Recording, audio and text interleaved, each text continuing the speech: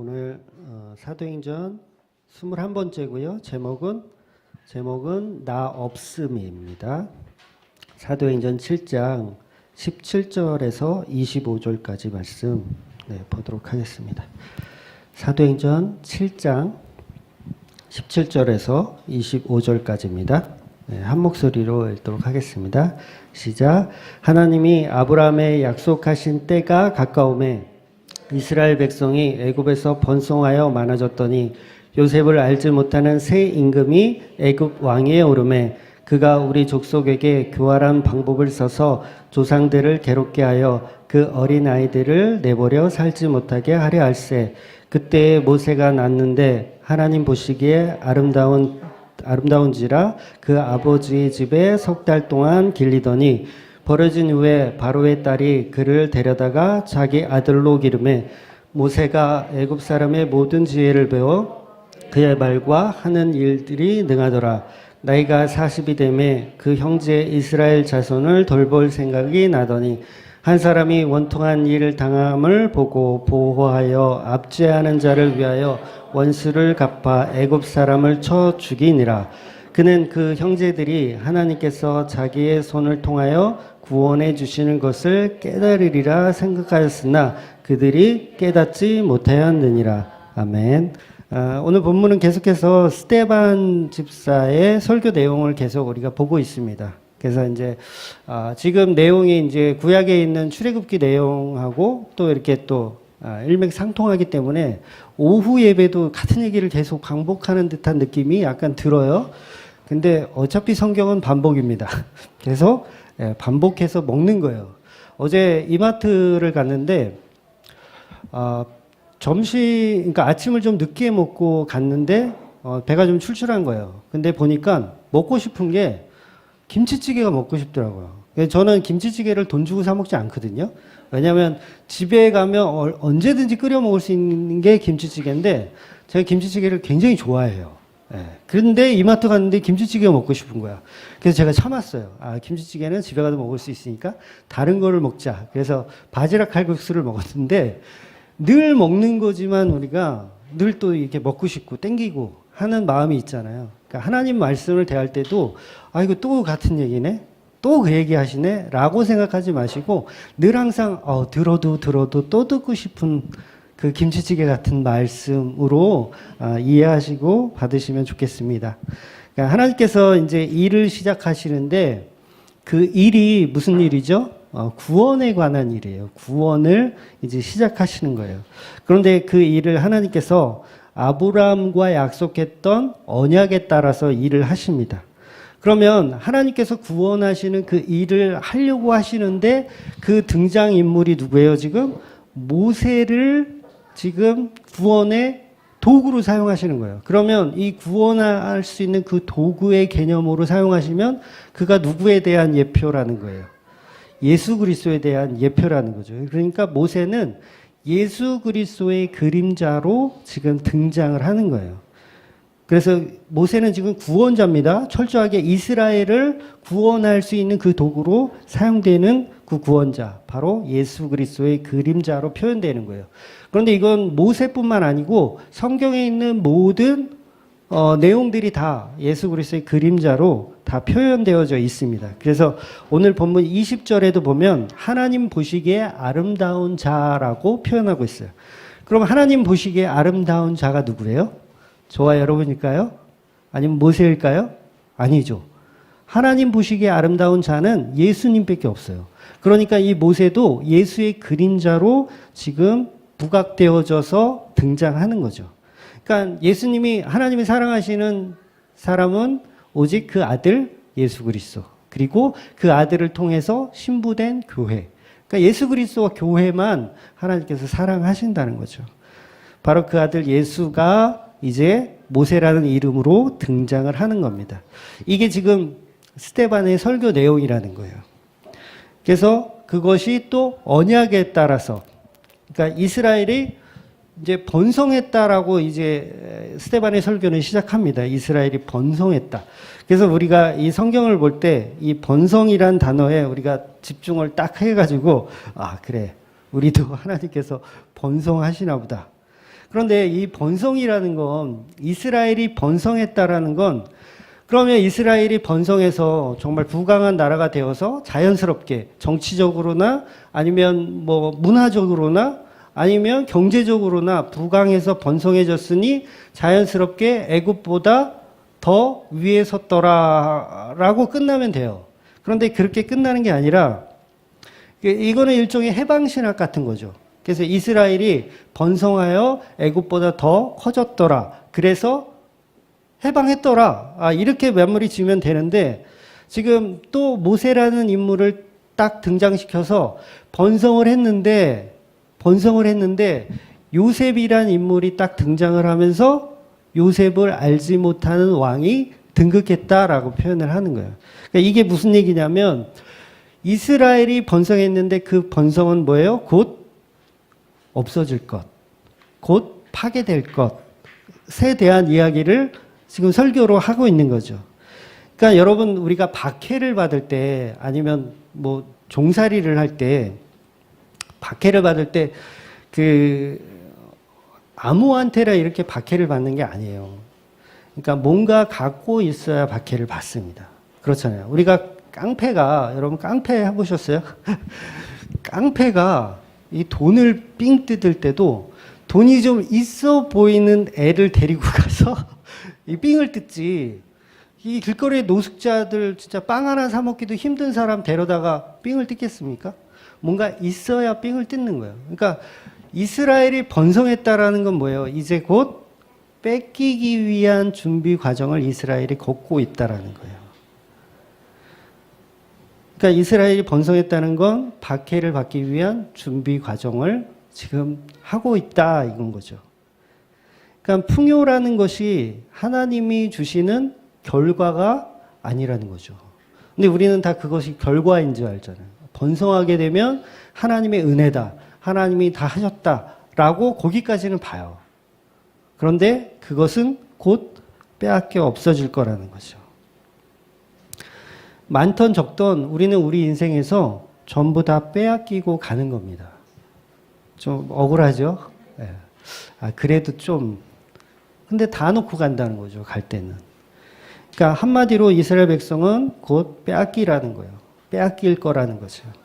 그러니까 우리가 애굽에서 400년을 번성하여 살았다는 거에 집중하면 언약을 못 보게 됩니다. 그러니까 400년 동안 번성했어. 근데 그 번성은 이제 곧 빼앗길 거라는 거죠. 근데 우리 마음은 물질에 더 마음이 가기 때문에 예수를 믿으면 번성하는 것만 기억하고 싶어 합니다. 아브라함에게 하나님이 복을 주셨다. 이삭에게도 복을 주셨다. 소출이 많아졌다. 그러나 그 복은 진정한 복이 아니고 언약이신 예수 그리스도가 진정한 복이라는 거죠. 성경은 이 땅에서 잘 먹고 잘 살고 부유하고 많은 권력과 명예를 갖는 것을 복이라고 말하지 않습니다. 오히려 그런 세상의 가치들을 빼앗겨 가며 살아가는 존재를 하나님은 복이라고 얘기해요. 그래서 그것들을 빼앗겨서 누구로 채워야 되냐면 예수로 채우는 자들이 성도라는 거죠. 그래서 기독교는 번성의 종교가 아니고 그 번성한 것들, 세상의 힘에 의해 얻은 것들을 다시 빼앗기는 존재들이라는 거죠. 이게 기독교입니다. 근데 너무 싫어요. 그죠? 예.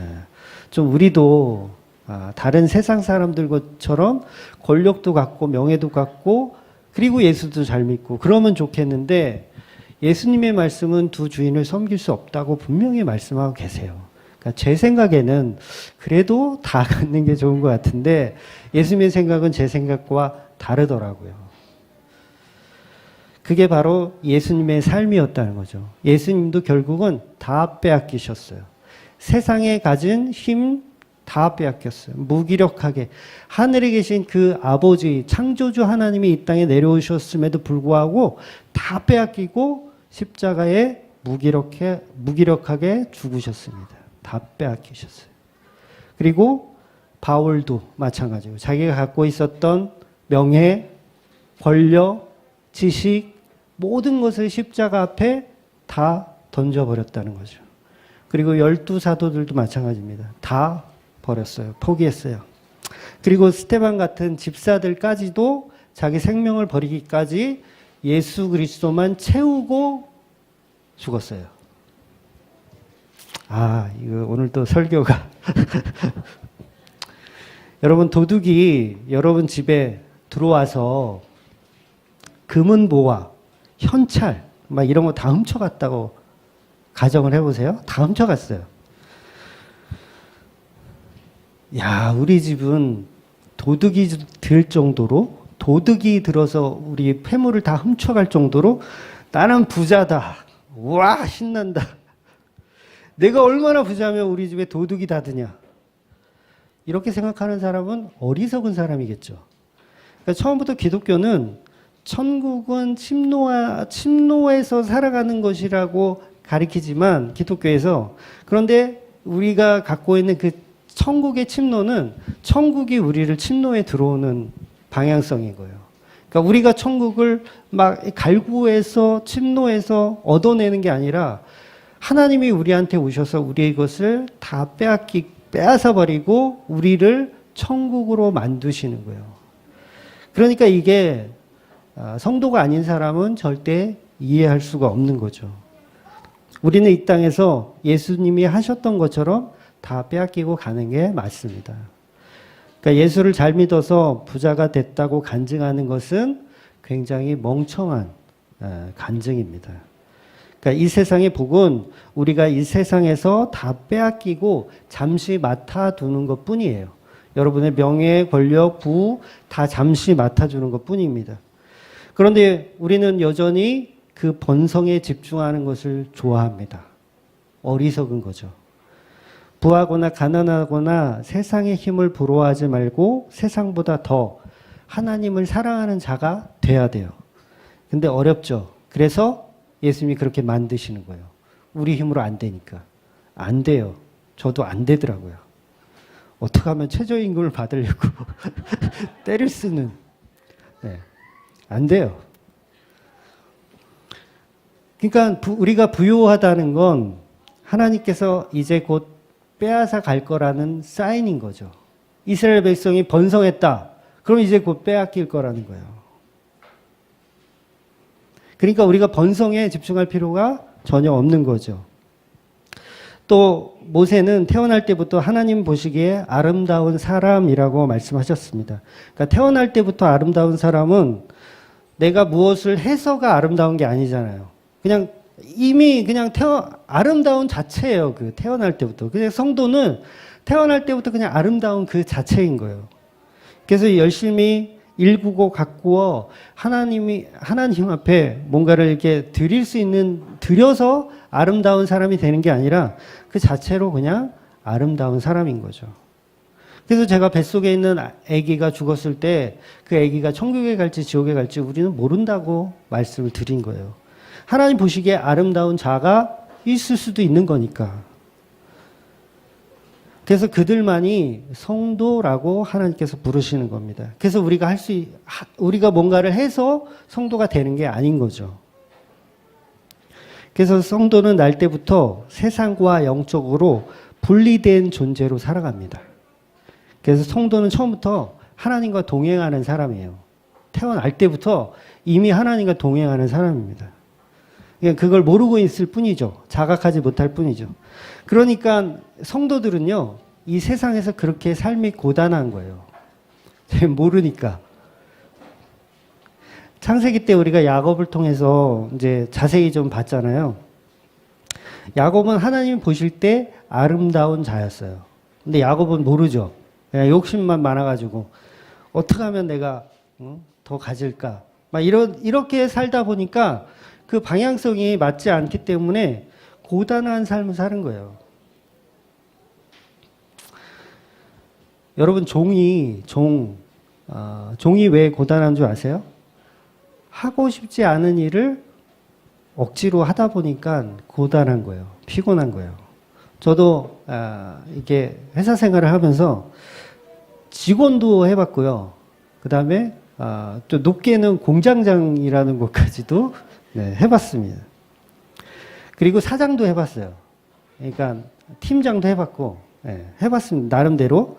그런데 그 자기가 맡고 있는 직책에 따라서 열정이 달라져요. 열정이 달라져. 그러니까 내가 사장으로 있을 땐 누가 시키지 않아도 정말 열심히 합니다.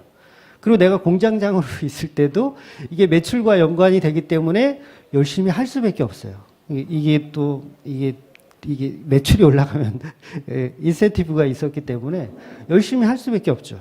그런데 그냥 말단 직원들은 어차피 똑같이 받는 이 월급이기 때문에 열심히 할 이유가 없어요. 그래서 우리 사장님들은 직원들을 잘 부리는 방법은 뭐 월급 몇 푼 이렇게 올려주는 게 아니라 관계를 중요시 여기셔야 돼요. 관계를. 그러니까 사장이나 팀장이 일을 능률스럽게 하려면 방법은 딱 하나입니다. 그를 사랑하게 하는 거예요. 직원이 사장을 사랑하게 하고 직원이 공장장을 사랑하게 하는 방법밖에 없어요.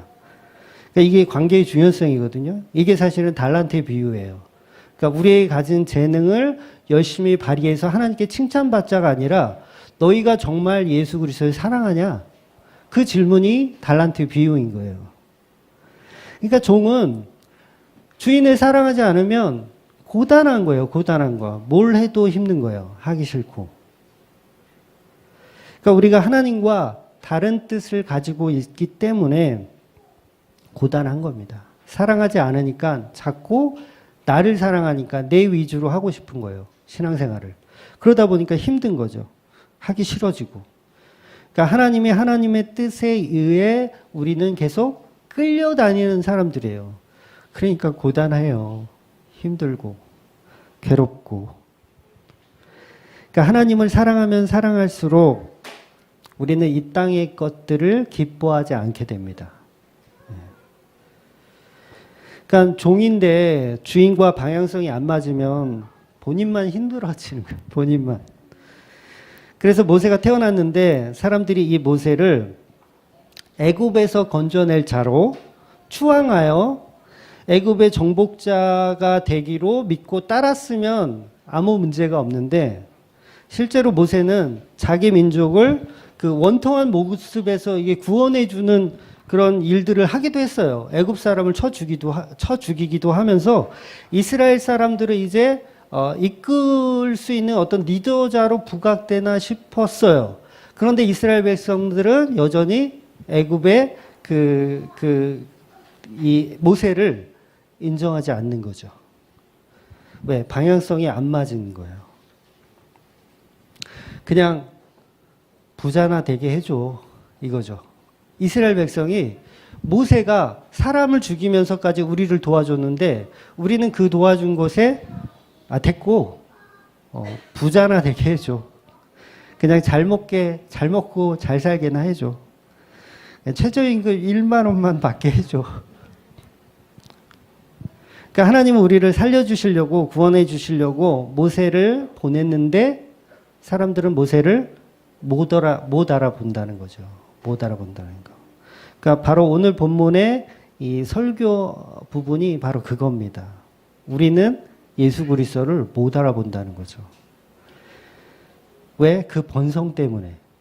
번영, 성공 이런 것 때문에 못 알아본다는 거죠. 그러니까 모세라는 예수님은 우리를 구원하시기 위해 하늘의 왕자의 자리를 내려와서 이스라엘 사람들을 도와주고 애굽 사람들을 쳐 죽였는데도 불구하고 여전히 우리는 깨닫지 못한다는 이야기입니다. 그러니까 성도가 아닌 사람은 이 십자가 이야기가 재미없고 지겨울지도 모르겠어요. 그런데 우리 성도는 이 십자가 이야기를 가장 큰 은혜로 여기셔야 돼요. 여러분 오병이어를 먹고 사람들이 찾아와서 감사하다고 했을 거 아니에요. 사람들이 찾아와서 감사합니다. 어떻게 이런 일을 하실 수 있었어요? 하실 수 있으십니까? 우리의 왕이 되어 주십시오. 막 이런 식으로 감사하며 따라왔을 거라는 거죠. 근데 예수님은 듣기 싫었어요. 뭐가 듣기 싫었냐면 그 번성에 대한 감사가 듣기 싫었어요. 너희가 배불리 먹고 와서 내게 감사하는 이게 싫으셨던 거예요. 근데 우리는 교회 다니면서 다 그렇죠. 우리의 부요함에 주신 하나님 감사합니다. 이러고 쫓아다녀요. 그럼 예수님은 어떻게 해요? 도망 다니시는 거예요. 야, 이 새끼들 못 알아듣는구나. 못 알아듣는구나. 여러분, 그런 분들, 그런 게 나쁘다는 건 아니에요. 감사하는 마음이 나쁘다는 게 아니라 그런 건 아주 초보적인 수준이라는 거죠. 그러니까 복음을 이제 막 알아가는 사람은 그럴 수 있어요. 그러니까 물론 저와 여러분이 다 아기죠. 아기예요.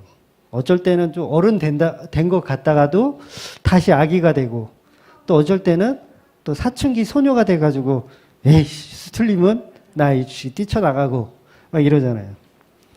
그러니까 시즌 1, 2 때 나가신 분들 좀 다시 들어왔으면 좋겠어요. 비행 청소년들. 네, 안 들어와요. 그러니까는 계속해서 아기 됐다, 어른 됐다, 막 청소년 됐다, 막 이러는 거죠. 그러니까 예수님이 오병이어를 먹고 감사하러 온 사람들을 완전히 피해 다니세요. 그러니까 그게 본질이 아니라는 걸 예수님께 설명하는 거죠. 그러니까 오병이어 속에 들어있는 진짜 진리, 그게 뭐예요? 살과 피, 내 살과 피, 만나의 언약, 이거 알아먹으라고 오병이어를 베푸신 거예요. 예수님께서는. 그냥 배고프니까 내가 긍휼히 여긴다, 한 끼나 좀 잘 먹어라, 이렇게 주신 게 아니란 말이에요. 나의 살과 피, 십자가에 대해서 너희가 지금은 모르겠지만 나중에 이해하게 될 거야 라는 사인으로 주신 게 오병이어란 말이에요. 근데 교회 다니는 우리가 그 오병이어에 대한 배불리 먹은 거에 대한 감사로 예배를 한단 말이에요, 우리가.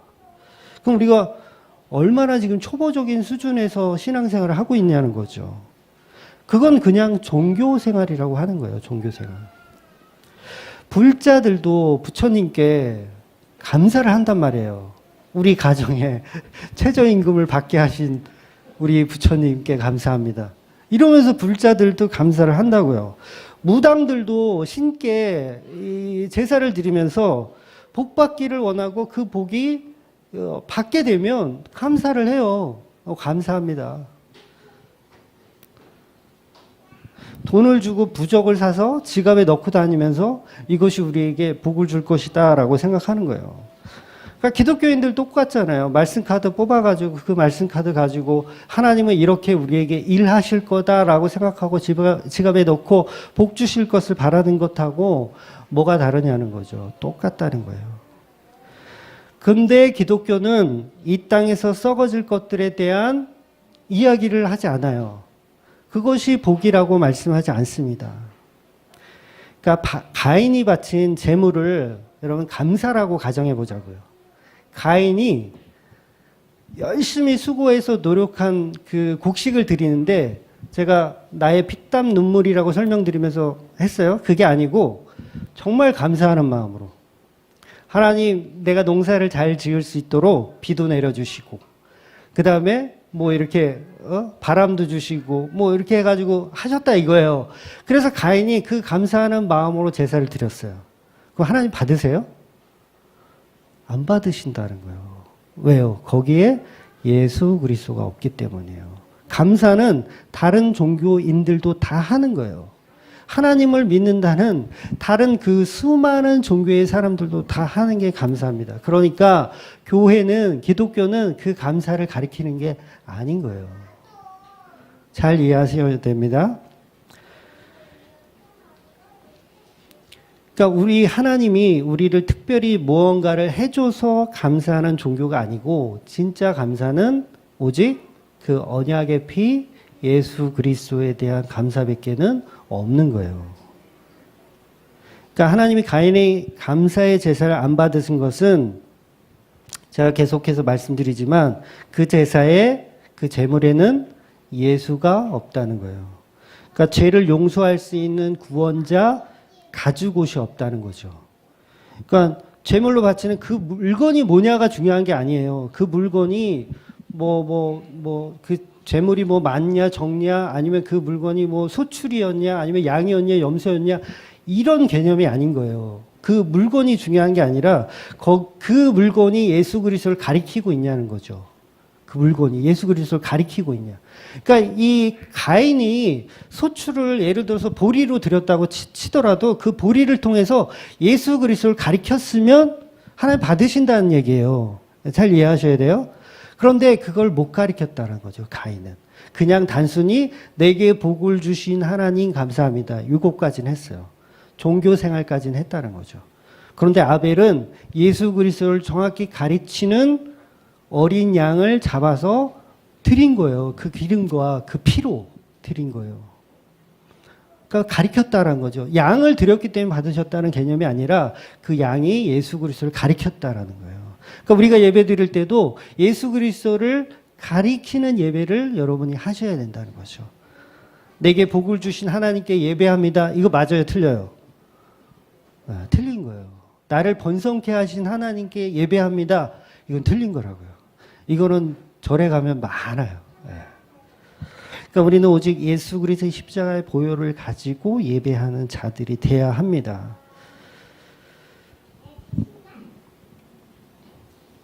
그래서 우리가 이거를 여러분들이 잘 아셔야 돼요. 늘 우리가 범사에 감사하라 그러면 그 범사에 감사는 예수입니다. 예수. 다른 감사가 아니에요. 그 도깨비 드라마 중에서 제가 가끔 언급했던 날이 좋아서 날이 좋지 않아서 모든 날이 감사였다. 그런데 그 감사에 예수가 없으면 종교생활을 한 거예요. 종교생활. 그 정도의 감사는 용왕이나 천지신명에게도 우리가 합니다. 감사해요. 그러니까 아무리 가치 있는 농산물이나 양이나 소를 드려도 그 감사의 제물 안에 상한 심령인 예수가 없으면 우리는 그냥 저주받은 자가 되는 거예요. 저주받은 자. 10명의 문둥병자가 고침을 받고 돌아가요. 누가복음에 나오는 얘기 아시죠? 10명의 문둥병자가 예수님께서 고쳐주셨어요. 그런데 이제 10명이 다 돌아갔어.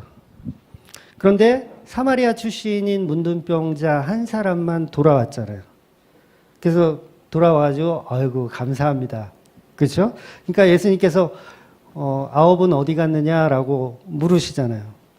그러면 많은 스님들이 이 본문을 가지고 설법을 하세요. 실제로 설법을 해요. 이 성경을 가지고.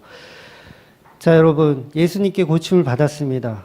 10명이 고침 받았는데 9명은 그냥 감사할 줄도 모르고 그냥 돌아갔습니다. 그리고 한 명만 예수님께 돌아와서 감사하다고 했습니다. 인간이면 당연히 이런 모습을 취해야 되는 게 아닙니까? 여러분도 이런 삶을 사십시오. 감사하는 삶을 사십시오. 라고 스님들이 설교를 하신단 말이에요. 그런데 어떤 목사님들도 이거랑 똑같이 설교를 하더라고요. 여러분들도 감사하는 삶을 사십시오. 예수님께 감사하는 삶을 사십시오. 이게 뭐예요? 이게 설법이라고 하는 거예요. 이거 설법. 이 말씀에서는 병 고치는 곳이 본질이 아니라는 거죠. 감사하라는 얘기를 하고 계신 것이 아닌 거죠. 이 본질을 닫고 있는 그 그릇, 그러니까 죄를 사할 수 있는 분이 누구인가 라는 이야기를 하고 계신 거잖아요. 그러면 목사들은 이걸 설교해야죠. 예수 그리스도는 죄를 해결할 수 있는 분이다라고 설교를 해줘야 이게 설교고, 그냥 감사하세요라고 얘기하면 그건 설법인 거죠. 그러니까 누가복음 17장 19절에 돌아온 문둥병자, 그 사마리아 출신의 문둥병자에게 뭐라고 말씀하시냐면 일어나 가라. 내 믿음이 너를 구원하였다라고 말씀하세요. 그럼 병 고쳐주실 때는 왜 이런 말씀 안 하시다가 병 고쳐주고 나서 감사하고 돌아온 자에게 왜 구원을 말씀하시냐고요. 그럼 나머지 9사람은 구원 받았다는 얘기예요? 못 받았다는 얘기예요? 못 받았다는 얘기예요. 그 사람들은 감사만 하고 돌아갔다는 거예요. 감사도 안 하고 돌아갔다는 거예요. 근데 이 사람은 감사가 본질이 아니라 죄사함을 받았다라는 게 본질인 거죠. 그러니까 10명의 문둥병자에게 주는 메시지는 감사가 아니고 죄사함을 줄 수 있는 분은 예수 그리스도. 그 말씀을 하고 계신 거죠. 예수 그리스도가 죄를 사할 수 있는 권세를 가지신 분입니다. 이거를 설명하고 있는 거죠. 이게 누가복음 17장에 있는 핵심인 거예요. 그 사건에 대한 핵심. 그러니까 이렇게 설교를 해서 예수를 전해라 라고 예수님께서 말씀하신 거죠. 근데 우리는 여전히 오병이어 먹고 감사하는 그 감사, 그것만 우리가 본다고요. 그건 인간이면 당연히 해야 하는 거잖아요.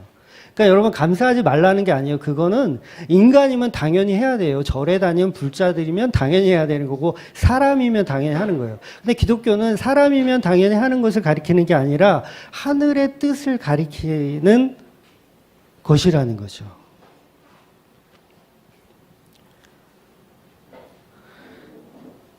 그러니까 예수를 만난 것, 그 십자가 은혜를 받은 것, 그것만 여러분이 감사해야 되는 거예요. 그러니까 주기도문에 나오는 일용할 양식은 여러분 밥 먹을 때 기도하라는 얘기가 아니에요. 예.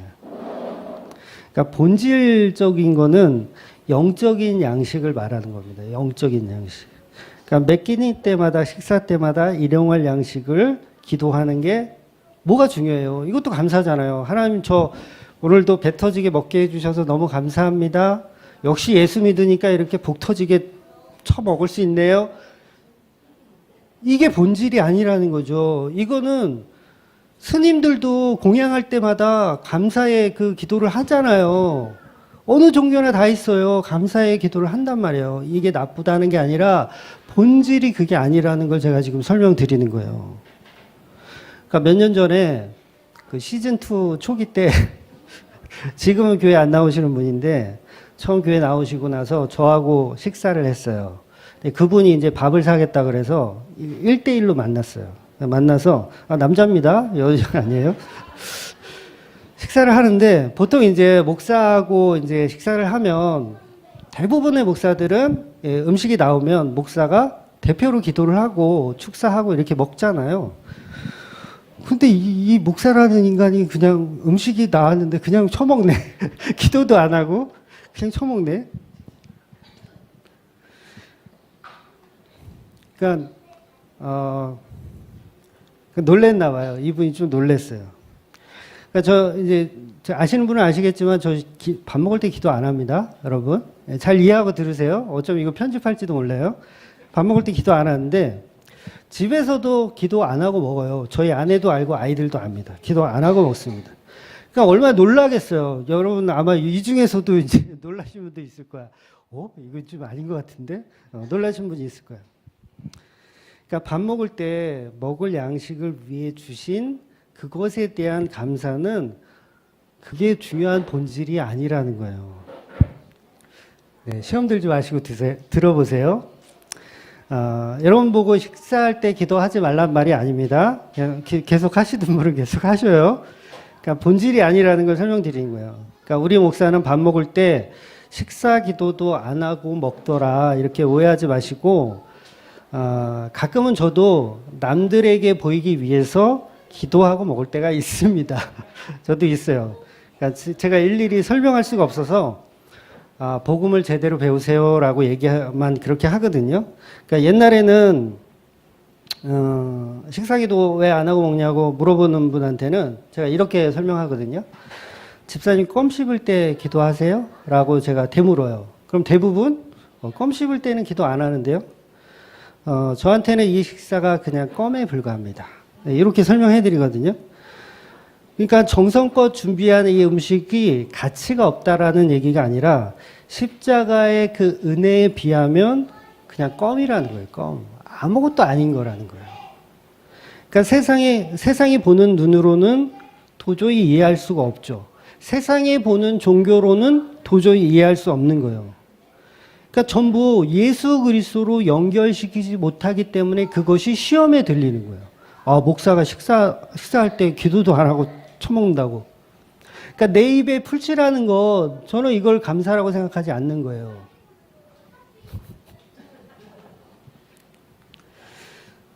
그러니까 내 입에 풀칠하는 거에 감사하는 건 초보적인 수준이라는 거죠.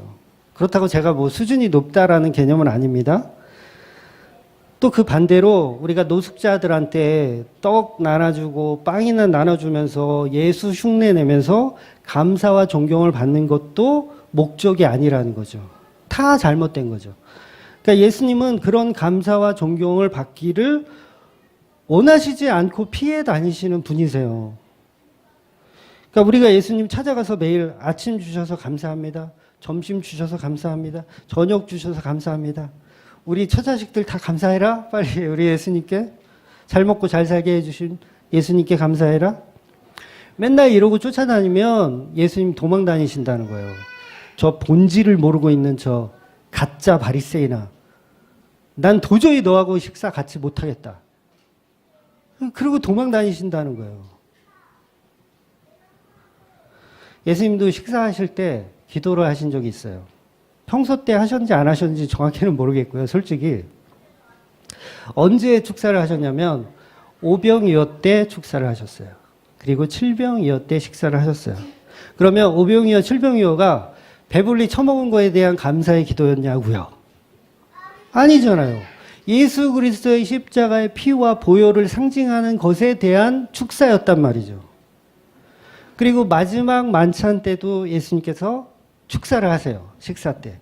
다른 때는 했는지 안 했는지 모르겠는데 그때는 축사를 하셨어요. 그때 마지막 만찬이 뭐예요? 나의 살과 피를 먹어라, 받아 먹어라 이러면서 식사 기도를 하셨단 말이에요. 그러면 이게 뭘 얘기하는 거예요? 식사 기도가 그냥 우리 단순히 배를 채우는 것에 대한 감사의 기도가 아니라 예수 그리스도의 십자가에 관한 것을 감사하라는 내용으로 그렇게 우리가 식사 기도를 한 거예요. 그러니까 단순히 우리가 떡과 포도주를 맛있게 먹겠습니다라는 기도 내용이 아닌 거죠. 전부 예수님의 십자가 보혈에 관한 의미를 담고 있어야 되는 겁니다. 그러니까 밥 먹을 때 손을 안 씻고 밥을 드세요. 제자들도 그랬고 손을 안 씻고 드세요. 어떻게 하나님이 주신 저 귀한 음식을 저렇게 손도 안 씻고 먹을 수 있느냐. 사람들이 그렇게 보잖아요. 얼마나 귀한 음식인데 여러분 핸드폰에 액정 이렇게 붙여보셨어요? 그 뭐라 그러지? 강화유리? 이거 붙일 때 왜 이 지문 같은 게 묻으면 안 되니까 손을 깨끗이 씻잖아요. 씻고 나서 야 이거 한 톨의 지문도 남기지 않고 깨끗이 붙여야 되겠다. 그래서 비누칠로 손을 깨끗이 씻어요. 아, 안 해보셨구나. 다 거기서 해주는 대로 그냥 쓰시는구나. 얼마나 귀해요. 이 핸드폰에 손자국 나면 안 되니까 귀하게 씻고 먹는 거. 그거예요, 그거. 바리새인들이 본 게. 그 음식은 하나도 귀한 게 아닌데 그게 본질이 아닌데 바리새인들은 그걸 본 거죠. 왜 밥 먹으면서 왜 하나님께 감사 안 해? 그럼 우리가 매번 식사할 때마다 무엇에 대한 기도를 해야 돼요? 예수 그리스도의 십자가에 관한 기도만 해야 돼요. 식사 때마다.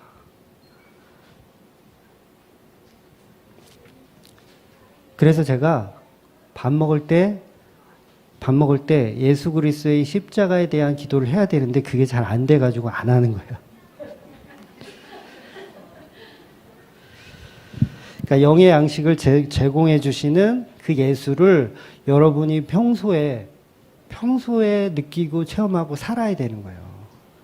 그냥 남에게 보이기 위해서 식사할 때 식기도 하는 거는 외식입니다. 본질도 모르면서 무슨 감사예요. 스님들이 다 하는 공양에 대한 감사는 그 하나님 안 받으신다고요. 그 기도는. 그런데 우리는 하잖아요. 막 그래야 좀 뭔가 종교인스럽고 그래야 좀 목사 같고. 나 식당 가가지고 손님들 많은데 거기서 목사가 일어나서 대표로 꼴보기 싫어요. 왜 그러는지 모르겠어요. 그게 본질이 아닌 거죠. 그게 무슨 본질이에요? 그 세상 사람들이 그거 보면서 종교인들이라고 생각하지 저 사람들이 정말 예수의 십자가의 복음을 믿는 사람들이라고 생각하냐고요. 아닌 거죠. 시험 들지 마세요. 네. 그런 감사는 인간이면 누구나 하는 겁니다. 그러니까 지난주에도 말씀드렸지만 감사와 우상숭배는 종이 한 장 차이예요. 종이 한 장. 그러니까 남과 비교하여 경쟁하여 우위에 섰을 때 하는 감사는 감사 아니라 그랬어요, 제가. 남을 짓밟고 일어서서 금메달 따고 뭐 상 받고 그래가지고 하나님께 영광 돌리고 감사하다는 건 그거 우상 숭배하는 거예요. 하나님은 그런 거에 대한 감사를 하라고 말씀하신 적이 한 번도 없거든요. 그렇잖아요. 언제 금메달 따서 축구에서 이겨가지고 하나님께 영광 돌리라는 얘기를 언제 성경이 그런 얘기를 했습니까? 전부 우리가 만들어 놓은 잘못된 종교관이에요. 사상이에요. 네, 그건 기독교가 아닙니다. 그 여울돌이라고 하는 그 난치병 어린이들 도와주는 기관이 있어요. 그 부모들의 심정이 어떠냐면 아이가 태어났는데 난치병, 치료할 수 없는 병으로 태어난 거예요. 그런데 계속 치료를 해줘야 돼. 계속 돈이 들어가요. 병원비가 계속 들어가고, 근데 완치가 안 돼. 평생을 그렇게 해야 돼요. 그럼 얼마나 힘들고 괴롭겠습니까? 근데 우리 기독교인들이 그 모습 보면서 어떻게 생각하냐면, 와, 우리 아들은 건강하게 태어나줘서 감사하다. 하나님의 은혜다. 이게 뭐예요, 이게? 이게 무상숭배 하는 거예요, 무상숭배. 하나님을 겨우 그런 아주 동네 무당이 섬기는 신으로 만들어버리는 짓거리를 하는 거예요. 감사의 본질을 우리는 모른다는 거죠. 뭐가 감사한지를 몰라요. 버스 타고 가는데 교통사고 났어. 다른 사람들은 다 죽었는데 나만 살아났어. 막 강에서 옛날에 그런 분도 있더라고요. 버스가 강에 빠졌는데 다 죽었는데 혼자 살았어. 이름이 강유일이라나? 제가 옛날에 본 것 같은데 살았어. 그럼 어떻게 해야 돼요, 우리가? 하나님께 감사합니다. 다른 사람들은 다 죽이고 저는 하나님의 은혜로 살려주셨네요. 하나님 감사합니다. 이거 우상숭배하는 거예요. 우상숭배. 우리는 세상에서 죽는 자로 만들어주셨어요. 죽어야 할 자로 만드셨어요. 그러니까 성도는 이 땅에서 고통을 받아도 됩니다. 제가 굉장히 겉멋이 아니라 좀 말씀드리자면 세상 사람들의 아이는 아프면 안 돼요. 그런데 우리 믿는 자들의 아이들은 좀 아파도 됩니다.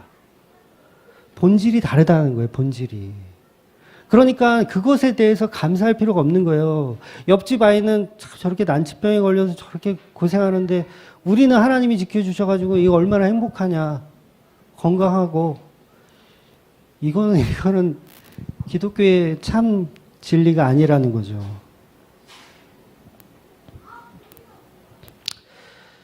기독교인은 이렇게 세상에서 박해를 받는 자가 맞습니다. 기독교인 아이는 좀 아파도 돼요. 버스 사고 나면 다른 사람 다 살아도 저는 죽어도 됩니다. 그렇잖아요. 저는 죽으면 얼마나 그게 영광이고 기뻐요. 이제 천국 가는데. 그런데 그거 살아났다고 기뻐하는 건 나는 여태까지 하나님 안 믿었다라는 얘기하고 뭐가 달라요.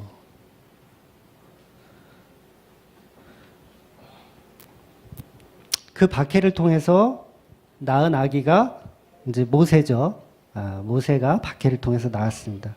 그러니까 모세는 태어날 때부터 죽어야 하는 자로 태어났는데 그 아이 때문에 그 가정에 환란이 있어요. 옆집은 여자아이가 태어났어. 환란이 없어요. 군인들이 쫓아와서 죽이지도 않아. 그런데 우리는 아들을 낳았더니 군인들이 와서 막 죽여요. 이게 무슨 가정이라고요? 기독교인 가정은 이래야 된다는 거예요. 기독교인 가정은. 그러니까 세상 사람들은 박해하고 이런 게 없어도 기독교인 가정은 오히려 박해가 있어야 되는 거죠. 그러니까 군인들이 들어와서 이 모세의 집을 쑥대밭을 만들 수도 있어요. 그 원흉이 바로 모세인 거죠. 그래서 이 모세는 반드시 죽어야 할 자로 태어났습니다. 이게 누구예요? 예수님인 거예요. 예수님. 근데 우리는 모세의 이웃집이 되어서 여전히 그 모세 집을 바라보면서 야, 우리 집은 악어밥이 안 됐으니 우리 딸은 악어밥이 안 됐으니 얼마나 다행이냐 이러고들 있는 거죠. 우리는 하나님의 은혜로 딸을 낳았다. 그래서 평안하다. 아무 문제 없다. 하나님 감사합니다. 우리에게 딸을 주셔서. 이게 세상 사람들이라는 거예요. 남의 불행을 보면서 자신의 감사로 여기는 것은 죄예요, 죄. 그건 인간이 만들어 놓은 본성이 만들어 놓은 죄입니다. 그러니까 예수의 십자가 죽음으로 나의 구원을 감사의 도구로 삼는 게 맞아요? 틀려요? 다시 질문 드릴게요. 어려우니까. 제가 이런 수준의 설교를 이렇게 할 수 있다라는 게 참 감사한 거예요. 전에는 상상도 못했어요. 자, 잘 들어보세요. 예수님의 십자가 죽음을 나의 구원의 감사에 대한 도구로 삼는 게 맞냐는 질문이에요. 틀린 말은 아니지만 굉장히 초보적인 질문이라는 거예요. 십자가를 보면서 와, 예수가 날 위해 십자가에 죽으셔서 저렇게 고통당하고 죽으셨으니 나는 구원받았네. 와, 감사하다. 이거는 초보적인 수준인 거예요. 정말 성장한 크리스찬은 나도 저 십자가에서 죽었구나. 나도 죽었구나. 이거예요, 이거. 그러니까 여기에서 못 벗어난다는 거죠, 우리는. 그러니까 자꾸 우상을 좋아하는 거예요. 나를 십자가에서 구원해 주신 저 하나님. 결국은 우리의 도구로 만드는 거죠, 하나님을. 나를 구원시켜주는 도구로 만드는 거예요. 그런데 예수님의 본질은 그게 아니에요. 너도 나랑 같이 십자가에 죽는 거예요. 너도 십자가 지고 따라와. 너도 십자가 지고 따라와. 그게 얼마나 우리가 지금 잘못된 복음을 듣고 있냐고요. 예수 믿으면 우리의 인생은 탄탄대로다라고. 십자가의 죽음을 감사하는 것으로 여기는 건 초보적인 수준입니다. 우리는 더 성장하여 내가 십자가에 죽은 자가 되어야 하고 그 십자가에 죽어야 하는 겁니다. 그러니까 지옥이나 천국이나 하나님 앞에 서는 개념은 똑같아요. 둘 다 나 없음이에요. 오늘 제목이기도 한 나 없음. 그러니까 천국에 가면 여러분이 있을 것 같아요? 여러분 없어요. 여러분은 없고 어린 양 예수 그리스도의 그 피로 옷 입은 이렇게 옷 입고 있는 내가 없어진 그 상태로 천국에 있는 거예요. 그러니까 여러분이 없다니까요. 여러분 없어요. 왜 자꾸 여러분 것을 드러내려고 하세요? 그 인본주의라는 거예요, 그걸. 그 지옥은 어때요? 역시 나 없음이에요. 어떻게 나가 없냐면 다 태워버려요. 너 없어. 이게 이 세상에 살면서 너 있다고 생각했지? 너 없어. 없는 게 뭔지 보여줄게. 다 태워버리는 거예요. 그래서 불이라는 표현을 하시는 거예요. 지옥이 어떠냐? 지옥은 불지옥이다. 다 태워버리는 거예요. 나 없음을 보여주시는 거죠. 심판이에요. 그래서 지옥은 소각장입니다. 소각장. 다 태워버리는 거예요. 그러니까 쓰레기들을 다 태워버리는 게 지옥입니다. 지옥도 결과적으로 나 없음이에요. 그러니까 이 땅에서 나 있음으로 사는 사람들을 우리가 뭐라고 불러야 되냐면 그냥 세상 사람이다라고 불러야 돼요. 그러니까 교회 안에서도 여러분들이 나 있어요. 나 여기 있어요. 하나님 나 여기 있어요. 이러고 신앙생활을 하면 세상 사람과 다를 게 없다라는 거죠. 그러니까 모세가 이스라엘 백성들을 이 땅에서 구원하고자 왔는데 우리는 그를 못 알아보고 이스라엘 백성도 모세를 전혀 못 알아봅니다. 전부 못 알아보죠. 애굽도 못 알아보고 다 못 알아봐요. 그러니까 예수님께서 이 땅에 왔는데 우리는 그분을 못 알아봅니다. 그냥 떡이나 만들어주는 신으로 여기고 문둥병이나 고쳐주는 신으로 여긴다고요. 이건 못 알아보는 거예요. 그러니까 제가 자주 말씀드리지만 사도행전의 그 전체가 전체 이 맥락을 보면 처음에는 하늘문이 열리고 성령이 부어지면서 불의 혀가 나타나고 막 성도들이 다 성령 받고 방언하고 막 이게 얼마나 신나고 멋진 모습이에요. 정말 멋진 모습이잖아요. 근데 이게 오병이어라는 거예요. 오병이어를 지금 체험하고 있는 거예요. 호산나를 외치는 그 상황인 거죠. 와, 우리 성령 받았다.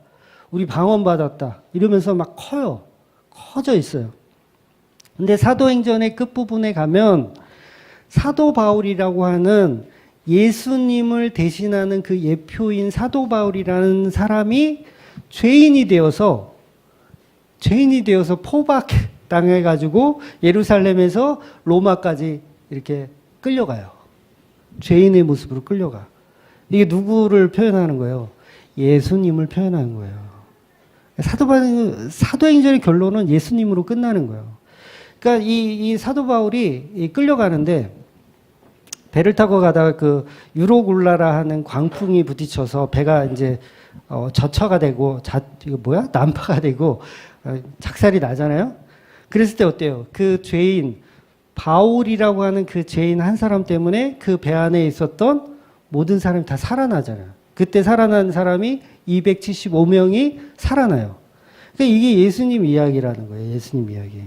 그러니까 바울이 정말 죄짓고 로마로 끌려가는 건가요? 아니잖아요. 죄도 없는 그 바울이 포성줄에 묶여가지고 끌려가는 거예요. 그러니까 인간들이 만들어 놓은 힘의 원리에 따라서 바울은 죄인이 되었고 그 죄인으로 강제로 로마까지 압송되는 과정을 사도행전은 담고 있어요. 끝부분에 담고 있어요. 그러니까 예수님의 십자가에서 무기력하게 죽는 이야기를 바울을 통해서 다시 한번 보여주면서 사도행전을 마무리시키는 거예요.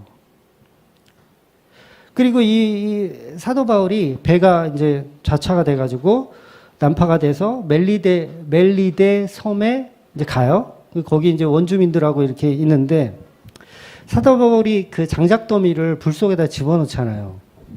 근데 그 속에서 나는 뜨거워서 싫어 라고 하면서 뭐가 기어나와요? 독사가, 뱀이 기어나오는 거예요. 그러니까 이게 나는 지옥을 거부한다는 거예요. 나는 지옥을 거부해. 난 뜨거운 데가 싫어.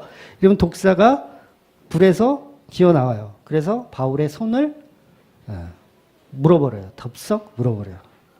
그러니까 예수님이 하시는 일, 나 없음. 너는 속각돼야 돼. 너는 태워줘야 돼. 너는 쓰레기야. 불타야 돼. 라고 하는데 그게 싫다고 하는 거예요. 지옥이 싫다고 하는 거죠. 그런 독사가 튀어나와서 바울의 팔을 물어버립니다. 제가 소실적에 뱀을 많이 잡아봐서 아는데요. 뱀은 그냥 사람을 물지 않습니다. 제가 만난 뱀들은 다 그랬어요. 사람을 그냥 물지 않아요. 사람이 먼저 공격을 해야 뱀이 물어요. 네, 먼저 공격을 해야. 그러니까 뱀들은 다 정당방위입니다. 이렇게 실수로 밟거나 뭐 그랬을 때는 뭐 어쩔 수 없지만 일부러 물지는 않아요. 근데 이 죄를 상징하는 그 독사가 그 사도 바울에서는 죄를 상징하는 그 독사가 마귀와 여러분이고 저와 여러분이잖아요. 그걸 상징하는 그 독사가 바울을 물어버린다고요. 네, 물어버려요. 아무 죄도 없는 바울을 물어버립니다. 그러니까 우리가 그렇게 예수를 물어요. 우리 싫어요. 나 있어요. 나 태워주기 싫어요. 불타기 싫어요. 그러면서 예수님의 손을 물어버리는 거죠. 그러니까 지옥에 가도 마땅한 뜨거운 불에 들어가서 소각 당해야 할 마땅한 우리가 여전히 싫다는 거죠. 그러니까 우리는 무는 거예요. 예수님의 손을 물고 바울의 손을 물어요. 그런데 사람들이 바울이 그 독사에게 물린 것을 보고 어떻게 생각하는 줄 아세요? 바울은 죽어도 싼 놈인가 보다. 야, 저 인간은 살아생전에 얼마나 나쁜 짓을 많이 했으면 배를 타도 이 배가 난파가 되고 간신히 살아가지고 지금 여기 섬에 왔는데 독사가 나와서 무냐. 야, 저 인간은 얼마나 죄를 많이 지었으면 하늘에서 벌을 내리시냐 라고 생각한단 말이에요. 원주민들이 다. 그러니까 우리가 예수님의 십자가를 바라볼 때 했던 생각들하고 똑같잖아요. 저 예수란 자는 얼마나 죄를 많이 지었으면 하늘이 저주를 내려서 십자가에 달려 죽게 만드냐. 정말 살인자들이나 달리는 로마에 저항하는 그 독립운동가들이나 달리는 저 십자가를 목수의 아들이 뭘 했다고 십자가에 달리냐. 야, 정말 나쁜 짓을 많이 했나 보다. 이게 다 우리의 생각이라는 거죠. 근데 바울이 자기를 문 그 뱀 대가리를 이렇게 떼어서 어떻게 합니까? 다시 불 속에다 집어넣어요. 다시 태워지라는 거예요. 다시 소각되라는 거죠. 그러니까 여러분 성경에 보면 흰놈 골짜기라는 게 있어요. 흰놈 골짜기. 이게 어디냐면 거기서 옛날에 이제 그 몰록이라고 하는 신을 섬기던 장소거든요. 자기 자식을 산채로 죽여서 바치는 거예요. 산채로 바치는 거. 막 번제로도 바치고 산채로 바치는 게 몰록의 그 신전이었어요. 거기가 흰놈 골짜기입니다. 그러니까 우리 인간은 자기의 욕심을 위해서라면 자기 자식도 죽이는 자들이에요. 네.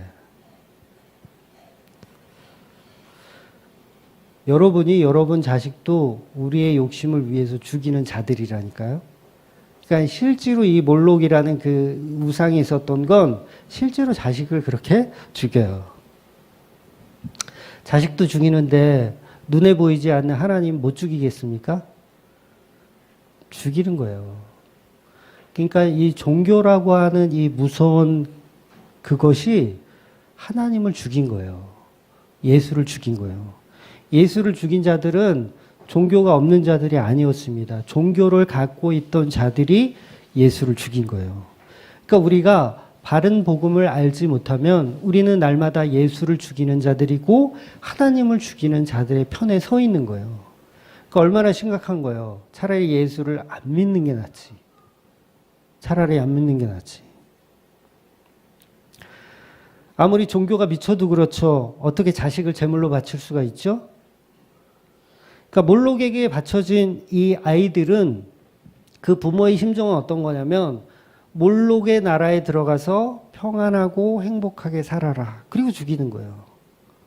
이게 실제로 가능하다니까요. 그 텔레반 같은 애들이 다, 이 폭탄 테러 할 때 뭘 심어줘요? 너도 이 폭탄 테러 하고 나면 천국에 가면 막 아리따운 그 여인들이 너를 기다리고 있을 거야. 이거 터뜨리고 죽어. 부모가 이렇게 시켜요. 이렇게 하라고. 이게 종교라는 거예요. 종교는 자식도 죽입니다. 하나님이라고요? 못 죽일 것 같아요? 하나님도 죽여요. 근데 진짜 기독교는 이런 세상적인 가치가 전혀 없어야 맞습니다. 그러니까 나 천국 가고 싶어요. 이것도 종교예요. 종교.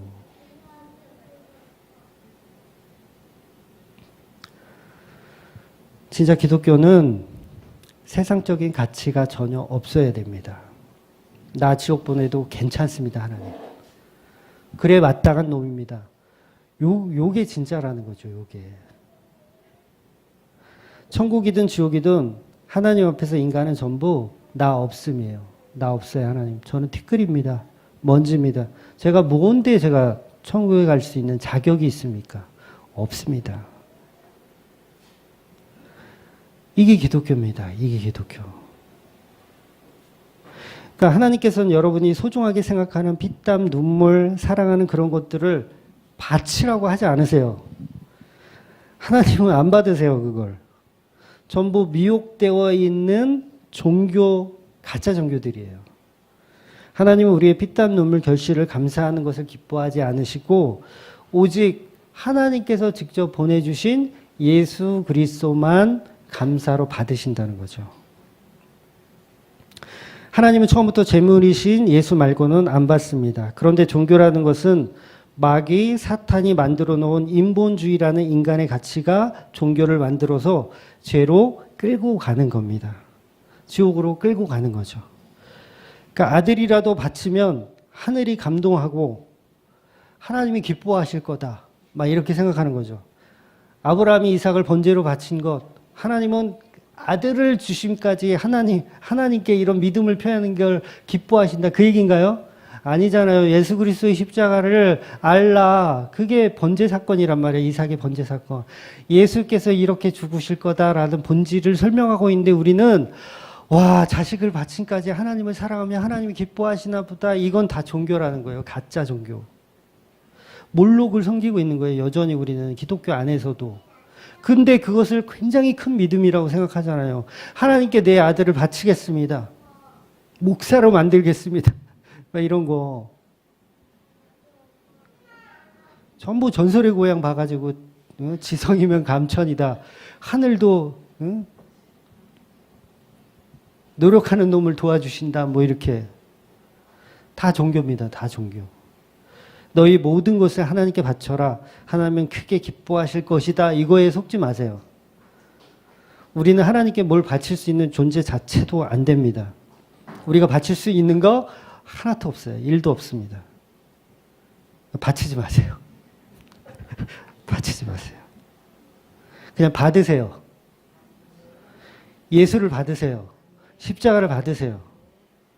이게 기독교입니다. 그냥 하나님이 주시는 그 십자가의 은혜를 아십시오. 노력하지 않아도 에덴 동산을 만들어 주시고 친구 되어 주시는 그 은혜를 배워야 합니다. 여러분에게 막 살라는 게 아니에요. 야, 우리 목사님은 다 받으래. 그냥 뭐 아무것도 하지 말래. 야, 오늘부터 끝. 아무것도 없어. 그렇게 생각하시는 분들은 이미 처음부터 가짜였던 거예요. 여러분, 사도행전은 내 시작은 미약하였으나 내 나중은 심히 창대하리라 라는 인간들이 만들어 놓은 힘의 원리를 부셔버리는 책이에요. 그러니까 욥의 친구 빌닷이 했던 그 거짓 메시지가 지금 한국 기독교에는 전부 지배하고 있어요. 한국 기독교를 전부 지배하고 있어요. 내 시작은 미약하였으나 내 나중은 심히 창대하리라. 이게 사도행전을 지배한단 말이에요. 왜? 끝으로 가면 끝으로 갈수록 성령 받는 사람, 예수 믿는 사람이 점점 늘어날 거라고 거짓으로 가르치는 거예요. 근데 사도행전을 보면 이 끝으로 갈수록 예수 그리스도의 십자가만 남는다는 거예요. 그러니까 그 창대함의 그 창대는 우리가 생각하는 그 창대가 아니라는 거죠. 예수 그리스도가 창대함이라는 거예요. 그 십자가가 전파되는 것이 창대해진다는 거죠. 그러니까 처음에는 용두삼위인 것 같지만 성도가 보는 눈에는 실제로 예수 그리스도야말로 진정한 위대한 결과다. 위대한 결론이다. 이것이 말로 진정한 창대함이다라고 알아볼 수 있는 자들인 거예요. 제가 사도행전 21탄인데 전체적인 결론을 이렇게 자꾸 말씀드리는 이유는 모든 성경이 다 마찬가지이기 때문에 그래요. 사도행전만 그런 게 아니라 전체적인 내용이 그렇습니다. 성경은 한마디도 내 시작은 미약하였으나 내 나중에 심히 창대하리라는 그 인본주의적인 말씀을 한 적이 없어요. 뒤로 갈수록 우리는 우리 인생의 끄트머리 가면 갈수록 예수 그리스도의 십자가만 남는 자가 되어야 돼요. 그래서 여러분이 다 돌아가실 때 내가 기쁨으로 내가 천국을 맞이하는 자들이 되셔야 돼요. 이제 스데반의 죽는 모습을 이제 적나라하게 제가 나중에 보여드릴 텐데 아직 지금 설교가 길어가지고 거기까지 못 갔는데 정말 예수 믿는 사람은 고통스럽게 죽지 않습니다.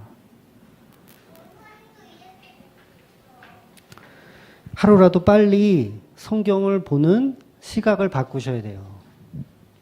성경의 완성은 오직 예수 그리스도의 십자가밖에 없습니다. 여러분, 지금 이 세상은 영적 전쟁터, 지옥으로 죽어가는 자들이, 그 십자가의 은혜를 알지 못하는 자들이 너무 많이 있어요. 6.25 때 사람들 많이 총칼로 죽어갔잖아요. 일본에게 나라를 빼앗겼을 때도 많이 죽었습니다.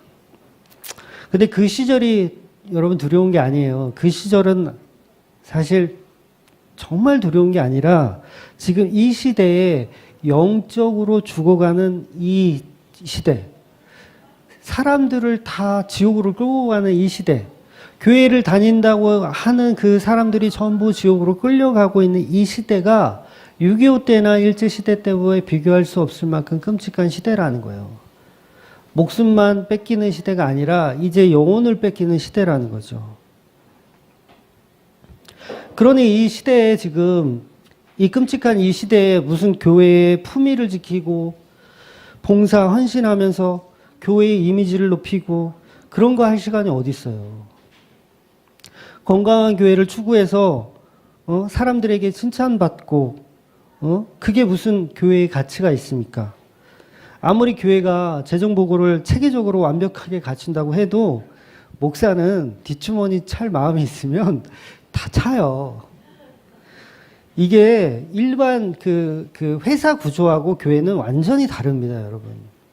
얼마든지 헤쳐먹을 수 있겠더라고요. 그래서 제가 여러분들에게 가급적이면 이 헌금하시는 것도 실명으로 하시라는 이유가 그거예요. 여러분 저를 어떻게 믿어요? 네? 제가 무명으로 여러분들이 예를 들어서 10만 원 했는데 이거 5만 원이라고 올려버리고 제가 5만 원 띵기면 여러분 누가 알아요? 우리 교회 시스템으로. 아무도 모르잖아요.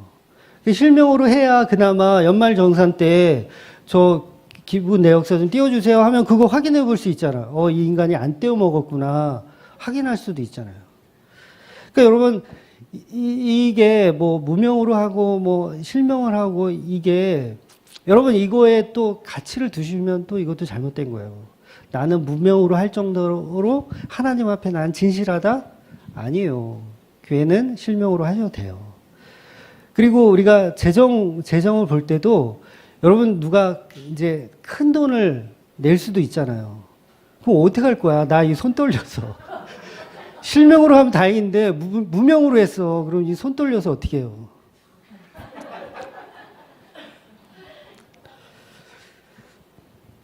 오죽하면 재정을 보는 장로들이 자살을 합니까? 오죽하면. 여러분 근데 이게 본질이 아니라는 거죠. 본질이 아니에요. 교회가 좀 부패해도 돼요. 좀 헤쳐먹어도 돼. 제가 해먹겠다는 게 아니에요. 중요한 건 복음이 먼저라는 거죠. 복음만 제대로 알면 교회의 윤리나 도덕, 건강한 교회 이런 거 가르칠 필요 없어요. 그거는 그냥 따라가는 겁니다. 당연히 따라가요. 가룟 유다가 복음을 제대로 몰랐잖아요. 그러니까 개판이 된 거예요. 복음만 제대로 알았으면 아무 문제 없어요.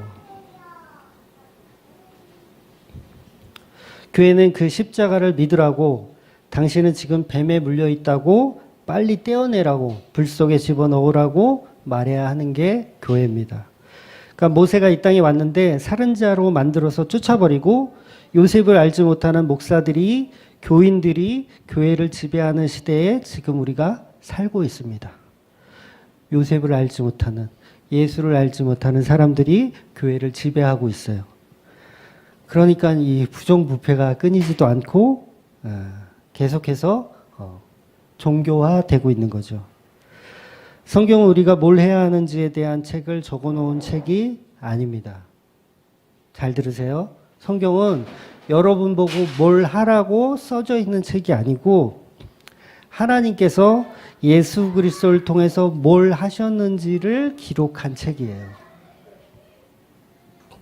그러니까 우리가 성경을 제대로 이해하고 보면 내 가치가 점점 없어지고 마치 사도 바울처럼 죄인으로 감옥으로 가는 모습으로 보여질 수밖에 없어요. 그러니까 거기서 남는 거는 십자가밖에 없는 거죠. 그래서 성경을 문자적으로 보지 않고 비유로 봐야 하는 겁니다. 제대로 이해하는 사람은 모든 말씀을 예수 그리스도의 십자가의 비유로 이해하는 사람이에요.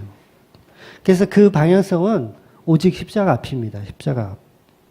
그러니까 폭풍을 만나고 배가 뒤집히고 독사에 물리고 그 모든 내용이 다 예수 그리스도의 십자가 이야기인 거예요. 이렇게 복음을 전하는데 사람들이 이 복음을 가치 없다 여기고 쓰레기로 여기잖아요.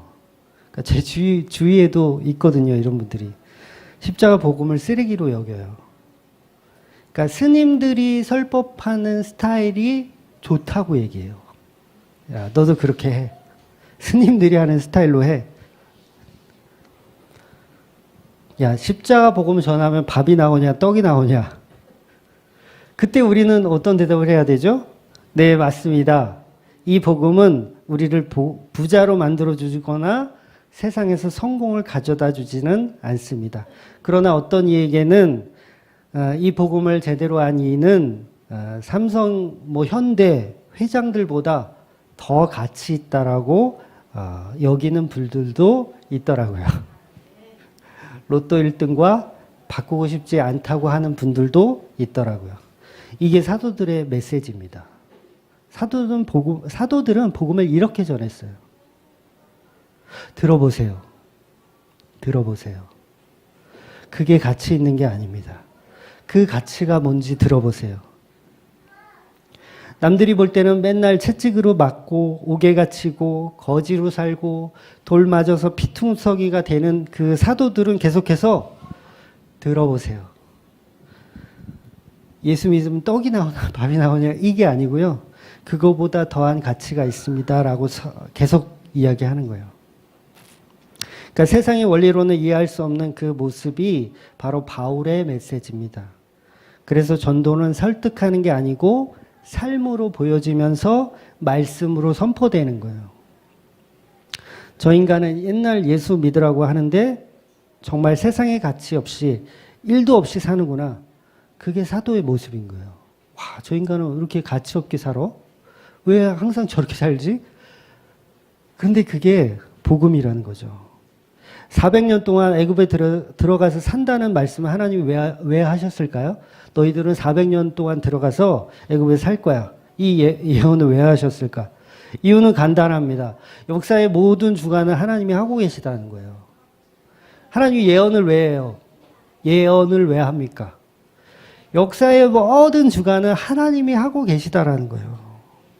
그럼 우리가 그 역사 안에서 뭔가를 좀 이렇게 보태려고 한다면 그게 맞는 거예요? 틀린 거예요? 틀린 거예요. 오히려 걸림돌이 되죠. 하나님이 하시고자 하는 일에 그 역사에 우리가 뭔가를 자꾸 보태려고 하면 안 되는 거예요. 안 되는 거. 그러니까 우리는 뭐만 전하면 되냐면 예수 그리스도의 십자가만 전하면 되는 거예요. 뭔가를 자꾸 이루어내려고 할수록 잘못된 거라는 거죠. 그래서 크리스찬은 비전이 없어야 됩니다. 교회는 비전이 없어야 돼요. 내가 뭘 하려고 하면 안 돼요. 하려고 하지 마세요. 이 역설을 이해할 수 있는 분들이 계심을 감사합니다. 그래서 어떤 사역이든 기도를 통해서 하나님과 일치시키지 못한다면 그만둬야 하는 거예요. 우리는 나 없음을 배워야 됩니다. 내가 없고 예수만 있습니다. 예수만 하십시오. 예수가 일하십시오. 저는 아무것도 아닙니다. 엉뚱한 감사로 그동안 신앙생활을 했습니다. 이게 본질이 아님을 알게 하신 그 하나님을 여러분이 아셔야 돼요. 그래서 지금부터라도 십자가만 배우십시오. 예수만 배우세요. 나는 없어지고 오직 예수만 남는 성도가 되시기를 주의 이름으로 축원을 드립니다. 기도하겠습니다.